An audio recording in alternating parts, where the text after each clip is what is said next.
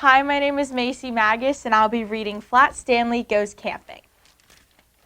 Stanley Lambchop lived with his mother, his father, and his little brother Arthur.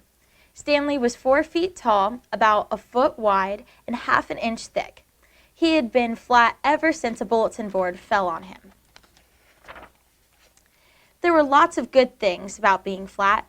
Stanley could put on sunscreen in one swipe. Stanley had the best backflow at the pool. Stanley had the loudest belly flop too. But sometimes it was hard being the only flat kid in town. "I'm sick of being flat," said Stanley one morning. "Flat is lame." "Lame?" said Mrs. Lambchop. "Why, some of the best things in the world are flat." "Like newspapers," said Mr. Lambchop. "And fried eggs and pancakes and bacon," said Arthur. "I guess so," said Stanley. After breakfast, Mr. Lambchop started loading up the car with tents and sleeping bags.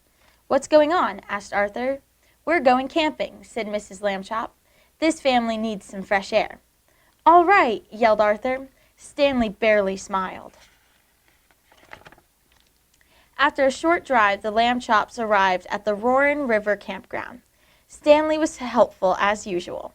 He helped carry firewood. Stanley blocked the wind so his mother could start a fire. But Stanley just wasn't himself. He wouldn't even eat any s'mores. "Too flat," he muttered. "Why don't you two go exploring?" suggested Mr. Lambchop.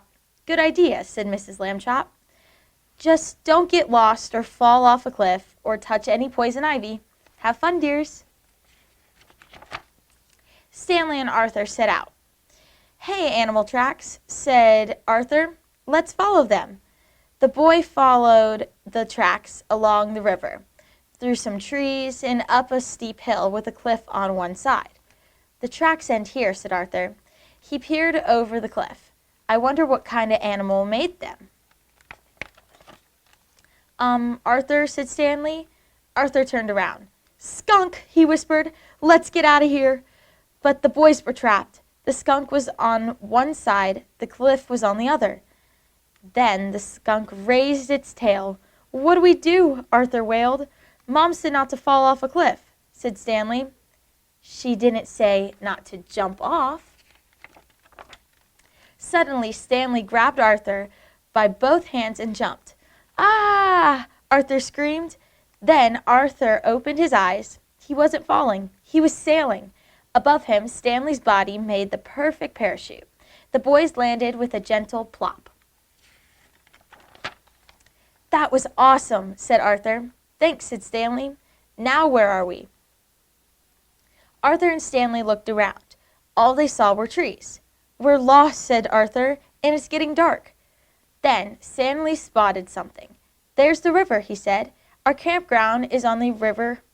The boys ran to the water's edge. About a mile downstream were 2 cozy Lambchop tents. "What can we do?" "It will be dark before we can walk that far," said Arthur. "I know," said Stanley. Stanley got a running start and belly flopped into the river. Splash! Then he flipped over onto his back. "Climb on." "Woohoo!" cried Arthur. "I always wanted to go rafting." Arthur and Stanley made it back to the camp, drippy but safe. "Let's keep this to ourselves," said Stanley.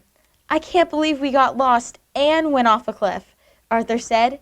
"At least we didn't touch poison ivy." "There you are," said Mrs. Lambchop, "just in time for supper." That night, Arthur whispered to Stanley from his sleeping bag, "You know, if you weren't flat, you couldn't have saved us today." Stanley smiled. "Maybe being flat isn't so lame," he said, and the next day Stanley found out another good thing about being flat. He could put on poison ivy cream in one swipe. The end.